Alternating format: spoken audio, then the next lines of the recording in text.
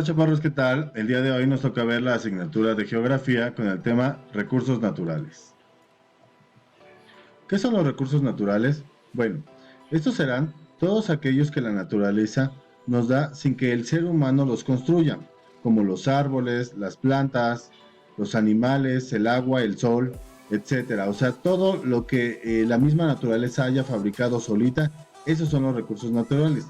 Y estos nos servirán para transformarlos en productos que satisfagan las necesidades del ser humano. Entonces, los recursos naturales nos van a servir para poderlos transformar en algunos artículos u objetos, ya sea para comida o para comodidades de una persona. Se van a ocupar estos recursos naturales para transformarlos. Aquí vamos a ver dos imágenes para poder identificar cuál de estos son recursos naturales y cuáles no son recursos naturales. Como vemos aquí en la primera imagen, vemos donde hay unos árboles, montañas, hay un pequeño lago con animales acuáticos, vemos una vaca, un árbol con frutos, incluso vemos un ser humano ahí. Y en la otra imagen vemos un aparador con diferentes productos, con diferentes botellitas que va a hacer lo que el ser humano va a consumir. Entonces, ¿cuál de estas dos imágenes representa claramente lo que son los recursos naturales? Tachemos la que no pertenece a los recursos naturales. Correcto. La segunda imagen no pertenece a los recursos naturales. Entonces, ya que entendimos qué son los recursos naturales, continuemos. ¿Qué es un país megadiverso? Bueno, la diversidad del planeta y animales que habitan en las regiones naturales conforman la biodiversidad del país. Vamos a entender qué es una biodiversidad primero. Esta se integra por el número de especies de animales y vegetales que todos ellos convivan en una misma área geográfica. O sea, todos los animales y vegetales que se encuentren en una misma área geográfica, eso va a ser una biodiversidad en un país. En el mundo existen más de 200 países, mas sin embargo, únicamente un poco más de 12 países son megadiversos. ¿Qué entendemos por megadiversos? Son los que tienen una gran diversidad biológica y en conjunto albergan más de 2/3 partes de la biodiversidad del país. Entonces, para que un país se pueda considerar megadiverso, tiene que tener 2/3 partes de todos los animales, de todos los vegetales que existen en el mundo. Únicamente los países que vemos ahí son países megadiversos, y entre ellos, como vemos, tenemos la fortuna de que México sea un país megadiverso. Otros países megadiversos podemos decir que es Estados Unidos, Perú, Brasil, China, la India, Australia. O sea, todos estos países son países megadiversos.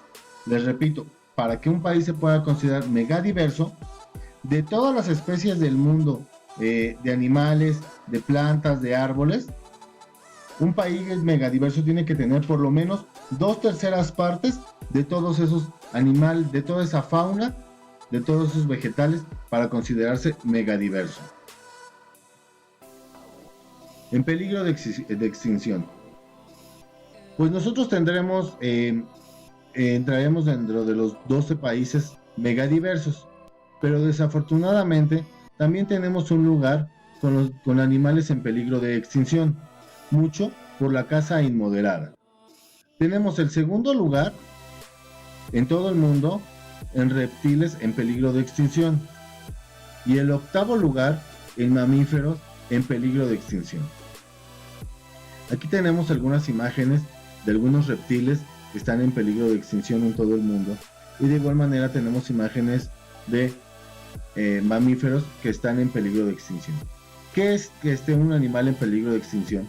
Que ya quedan muy pocos ejemplares, que son muy poquitos los animales de esa especie, que obviamente se tratan de cuidar Pero desafortunadamente existen muchas personas malas que se dedican a la caza inmoderada, no les importa que sea un animal que a lo mejor ya se esté terminando, ya haya muy poquitos ejemplares y los caza, ya sea para quitarle su piel, o igual hay personas que extraen algunos animales de su hábitat, de su lugar de donde ellos vivieron y crecieron, y que necesitan ese tipo de hábitat, de ese tipo de condiciones en donde ellos vivían, y se los llevan a otro lugar queriéndolos tener como mascotas, y evidentemente pues no es su hábitat, no es su casa, necesitan cierta temperatura, cierta alimentación, necesitan ciertas cosas que cuando el ser humano los extrae de su hábitat, pues desafortunadamente estos animalitos mueren.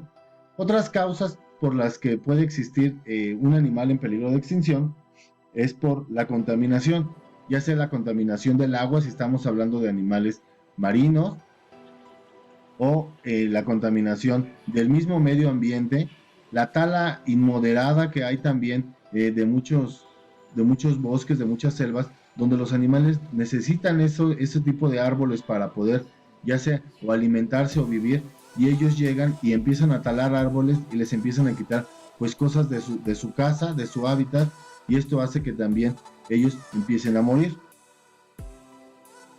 Existe también otra causa que es que otro animal se coma mucho a una especie, o sea, por depredadores. Otros depredadores a lo mejor empiezan a consumir mucho un tipo de animal, y obviamente ellos también hacen que se acabe. Pero este caso realmente es muy poco. La cadena alimenticia es muy inteligente y sabe hasta dónde sí y hasta dónde no. Realmente los culpables de todo esto somos los seres humanos.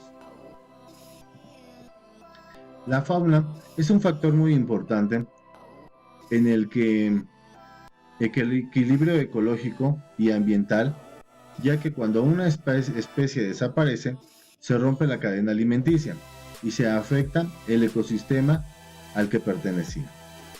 Entonces, si un animal se muere, no nada más queda ahí, que dicen, bueno, pues ya dejó de existir esa especie, sino que una cadena alimenticia también se va a destruir. Si a lo mejor cierto animal se alimentaba del siguiente animal y ya no existe este animalito del que se va a alimentar, pues obviamente el primer animal pues puede morir de hambre porque ya no tiene que comer, ya desapareció la especie que comía, y esto puede hacer que se rompa esa cadena alimenticia y hacer ahora sí una cadenita, pero de desaparición de especies. Vamos a ver esta pequeña reflexión que dice: al final todos compartimos la misma casa llamada planeta Tierra, y todos debemos cuidarlo y respetarlo, así como todos los que lo integran. Entonces hay que tratar de cuidar a nuestro planeta Tierra, hay que tratar de cuidar a todas las especies, tanto de animales, de flores, de árboles. Si no necesitas una flor para un trabajo, respétala, no la pises. Los animalitos, cuando vayas a algún lugar, no les des de comer cosas que a lo mejor ellos no están acostumbrados, y puedes hacer que hasta ese animalito se pueda morir. Entonces hay que respetar el hábitat de los animales, hay que respetar su entorno, hay que respetar las flores, los árboles, para que este planeta pueda seguir siendo con muchos animalitos, mucha vegetación, y México por lo menos pueda seguir siendo un país megadiverso.